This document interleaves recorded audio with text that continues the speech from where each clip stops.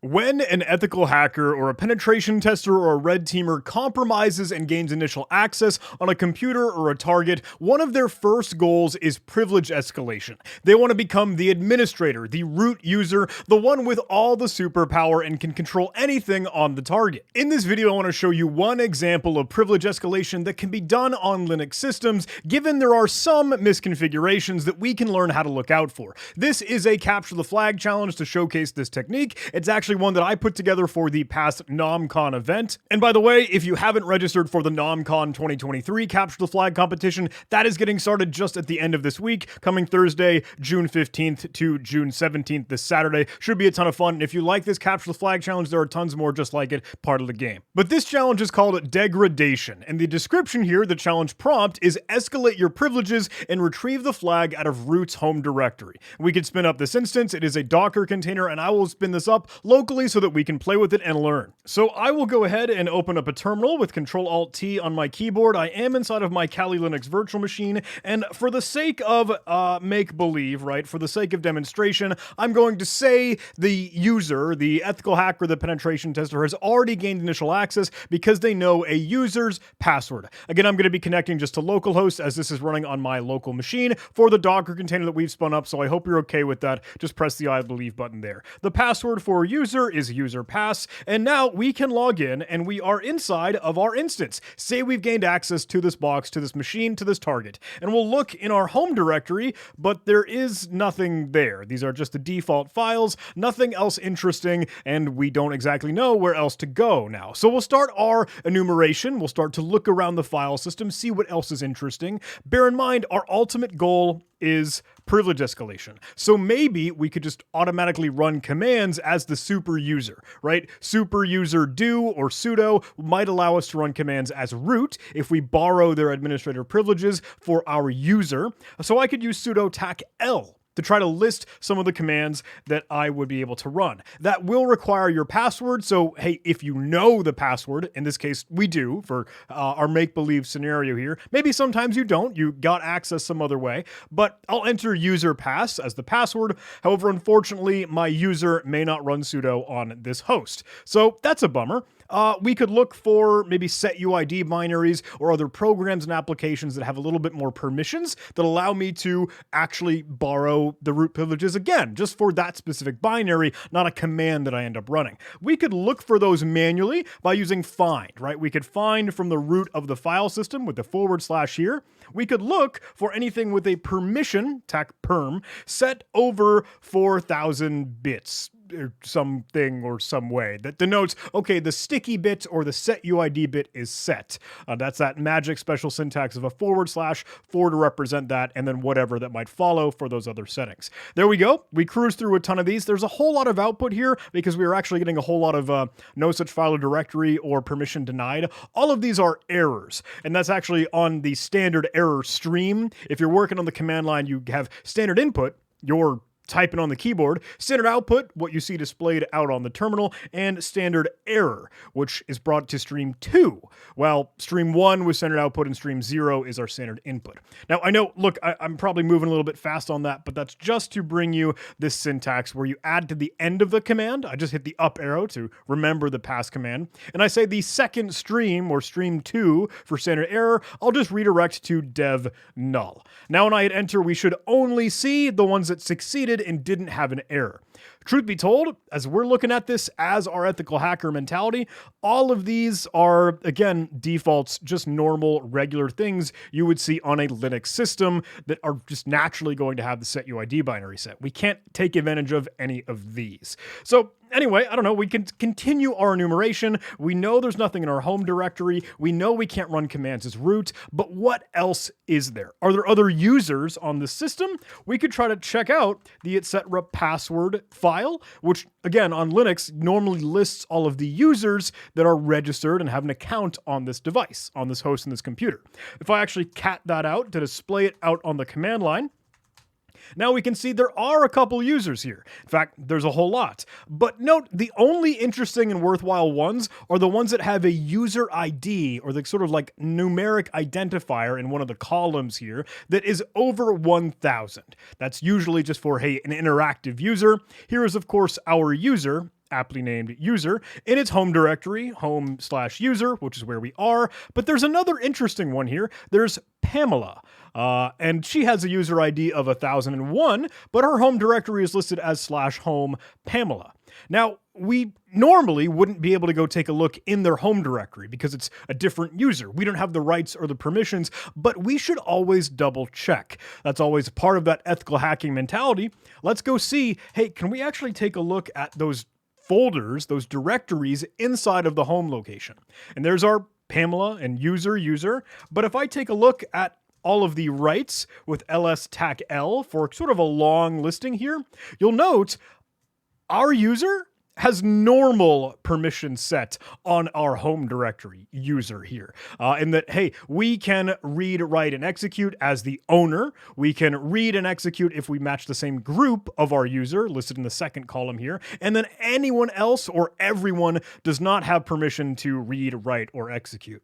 It is a directory, and that's what that D starts at the beginning. But note, in this list of permissions for the Pamela directory on that line, it seems like everyone has read and execute access. Now that's peculiar because that means we could just hop on over to home Pamela and we're actually allowed access into her home directory. Okay, so let's go see if she has anything interesting in this directory. We can ls and look around. Again, I'll ls-tac-la to see if there's anything else in here, but all that we see is this reminder.txt file. Let's go take a look at what that reminder.txt file might have. And it says, hey, management said I created a gaping security hole in this workstation, and I need to fix it. Golly, I wish they would call me by my nickname. Okay.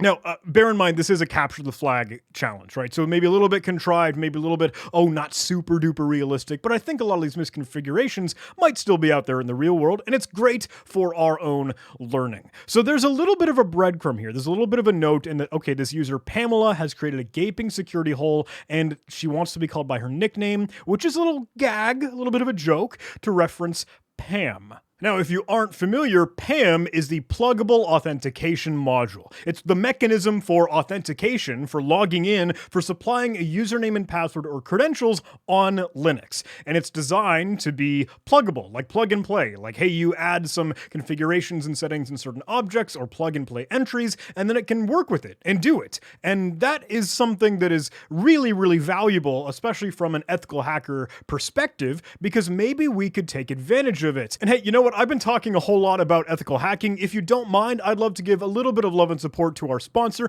who's doing something incredible with ethical hacking, and you should go take a look. In cybersecurity, it's more important than ever to identify vulnerabilities in your system before attackers do. And that is where ethical hacking comes in. It's all about finding the flaws and weaknesses so we can make things more secure. And if you want to get started, Sneak is hosting an Ethical Hacking 101 workshop on June 21st. Not only will you learn about the tools and resources to use and get started, but you'll also learn how to proactively identify and fix security vulnerabilities, like prototype pollution, path traversal, all these things before they can get exploited.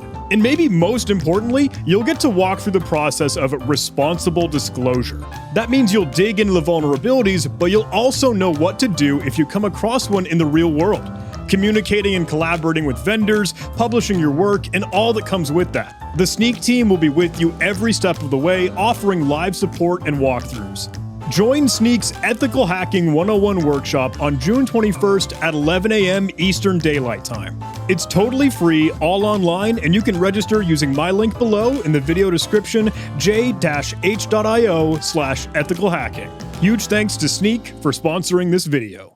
All right, now back on the command line, we know that there is a little bit of a clue or a breadcrumb or something that this capture the flag challenge has at least led us into. Now, no, maybe even if you didn't have this sort of puzzle piece to put the picture together here, you might still be able to do a little bit more of that automated enumeration or recon to understand the environment that you landed in as an ethical hacker. We just did a couple small stuff like a sudo tac-l or find to look for set UID binaries to do our privilege escalation, but there are other sweet and awesome awesome utilities that you can use. And I'm sure you know what I'm getting at here. This is LinPs, or Ps, the Privilege Escalation Awesome Suite scripts, all coming from Carlos Pullop, the incredible folks behind Hacktricks and Purple Panda, and WinPs for Windows and Mac for all the other Apple ecosystem stuff. A ton of incredible things where you have an automated script or utility and a tool that can go hunt in all the corners and crevices of the file system to go find privilege escalation opportunities for you. You don't have to do it manually. You don't have to remember all these things in a checklist.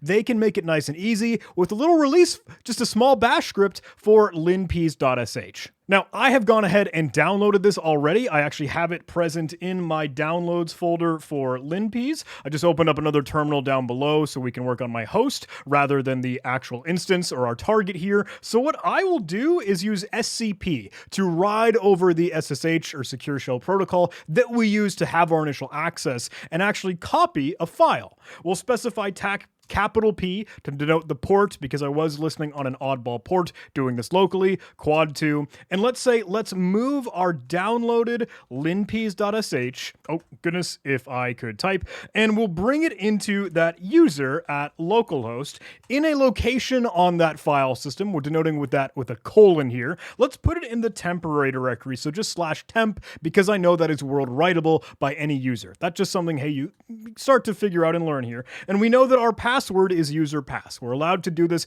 because we have those credentials. Now back on our target system, I could go take a look in my temporary directory and I have linps staged there. So let's move into that directory. Let's go ahead and mark that executable if it's not already with chmod +x. So that way I can just /linps and run it in my terminal. I do want to actually stage this out to a file. So you can normally redirect this as like a log file.txt.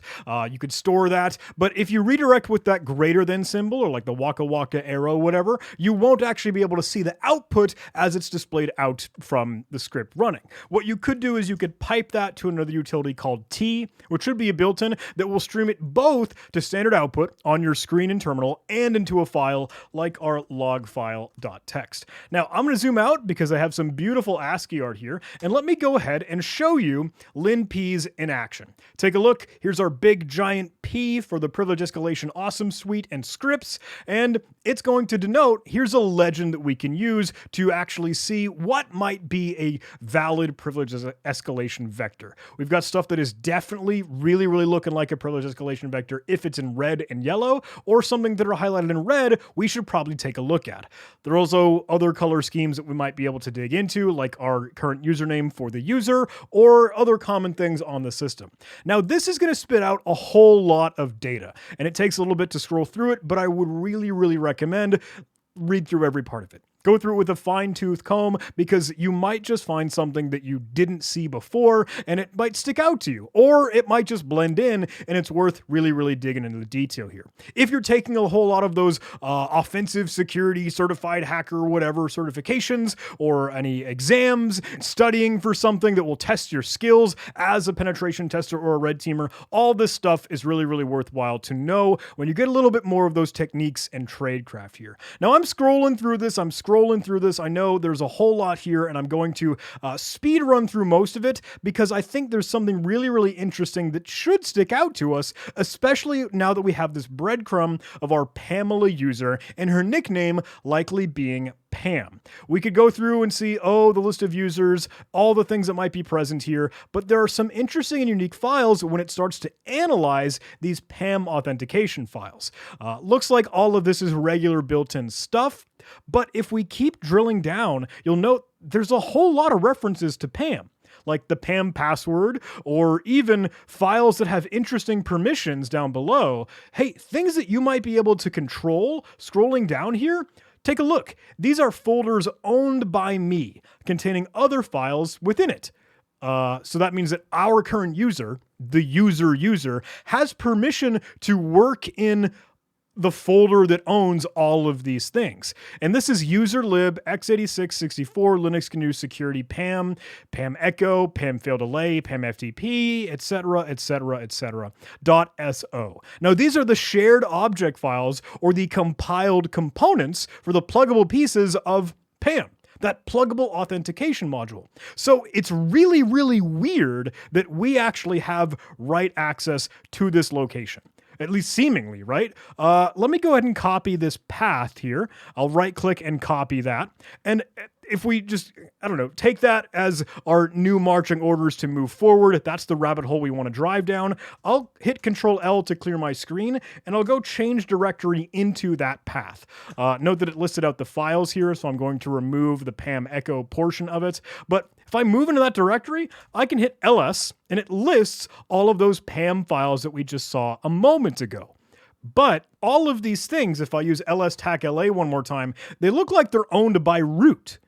Which is not our user, right? We're only the low privilege user. We don't have the super user or root access to be able to write to these, as we just explained some of those file permissions a little bit ago. But oddball thing here, how come we were able to list these in the first place? Is this something that only root can control? Well, again, here's a misconfiguration. Our user, noted in the listing here, has write access because it's the owner, for whatever reason, of this directory. That period denotes the current directory. So if I actually move out and up a directory with the cd ... I can ls, and there's a whole lot of stuff in here, regular shared object files and other things necessary for the system. But all of this stuff is owned by root, all admin, except the security folder. That is owned by us. Now, this is something that should really not be in a production environment. It is a misconfiguration because we can do something sneaky. The way that we were trying to run sudo earlier when we wanted to borrow the super user's permissions, all their access, all their privileges, we tried with sudo tac L, but we didn't have the permission to do so. What if we just were to switch user into the root account, the root user? Well, we would need to know the root password, right, in their credentials. So what if we were to use su to switch into, I don't know, the Pamela user, we would need to know Pamela's password, which we don't know. The same if we tried to su root. We would need to know their password, which we don't. So what if we modified and changed how authentication worked on this system? With our capability inside of the security directory, with all these files that we apparently have access to, while we can't write to each individual files, maybe we can write within the folder and take advantage of files that already exist in there. A little bit interesting, right? But because I can't just say, oh, echo, let's do a please subscribe into ethical hacking.